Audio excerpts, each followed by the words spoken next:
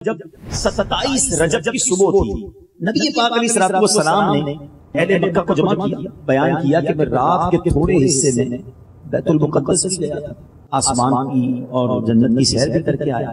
ابو جہل کو موقع ملا کہ لوگ تو مانیں گے ہی نہیں۔ اب آپ سوچ رہے ہوں گے کیوں نہیں مانیں گے؟ مثال دیتا ہوں، اگر کوئی شخص آپ کو یہ کہتا ہے کہ میں عشاء کی نماز میں نے کورنگی میں ادا کی اور فجر کی نماز میں وہ آپ کو ملے اور آ کر کہیں میں رات امریکہ گیا تھا اور واپس بھی آ گیا ہوں، آپ کہیں گے یہ تو پاسبل ہی نہیں ہے، کیونکہ مکہ پاک سے جو بیت المقدس کا راستہ تھا نا وہ ایک مہینے کا راستہ تھا۔ ابو جہل کو تو موقع ملا کہ اب تو سارے لوگ خلاف ہو جائیں گے ان کے۔ اس بدبخت نے کیا کیا؟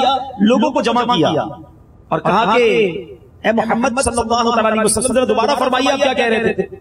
نبی پاک نے پھر فرمایا کہ میں رات کے تھوڑے حصے میں بیت المقدس گیا اور واپس آ گیا۔ معاذ اللہ، لوگوں نے مذاق بنانا شروع کیا، نبی پاک پر تھپڑیاں کسنا شروع کی، دل مصطفیٰ کو غمگین کرنا شروع کیا صلی اللہ علیہ وسلم۔ اس میں چند لوگوں کو خیال آیا کہ یہ ابو بکر بڑا عقل مند ہے، بڑا تاجر ہے، زبردست ڈیسیژن لینے والا ہے، یہ ان کا بڑا اچھا دوست ہے، ایسا کرتے سلسلہ ابو بکر کے گھر چلتے ہیں اور ان کو بھی بہکا دیتے ہیں۔ ایسا موقع مل گیا ہے کہ کسی طرح ان کو دور کر دیں۔ فوراً گئے سیدنا صدیق اکبر کے دروازے پر اور دروازہ کھٹکھٹایا کہ اے ابو بکر، تم جانتے ہو تمہارے نبی کیا کہتے ہیں؟ کیا کہتے ہیں؟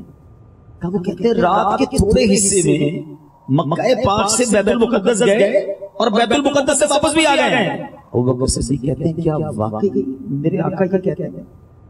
کہاں اے ابو بکر تمہارے نبی یہ کہتے ہیں؟ اچھا جب یہ سوال جواب ہو رہا ہوگا، ہو سکتا ہے اس جو موجود لوگ تھے ان کو لگا ہوگا کہ لگتا ہے کچھ ہیزیٹیشن آ رہا ہے، کچھ کنفیوژن ہے، کہتے ہیں ہاں وہ یہ کہہ رہے ہیں۔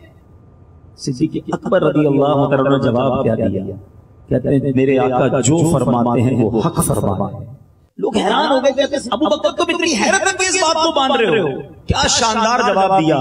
کہتے ہیں میں تو اس سے بھی بڑی حیرت انگیز باتیں مانتا ہوں، کیونکہ نبی پاک روز ہمیں آسمانی خبریں دیتے ہیں، بتاتے ہیں جبریل امین آئے تھے، بتاتے ہیں قرآن کی آیتیں نازل ہوئی ہیں۔ ارے جب سے ان باتوں پر ایمان لے آیا تو پھر اس بات پر کیوں نہ ایمان لے آیا؟ کیا سبق ملتا ہے؟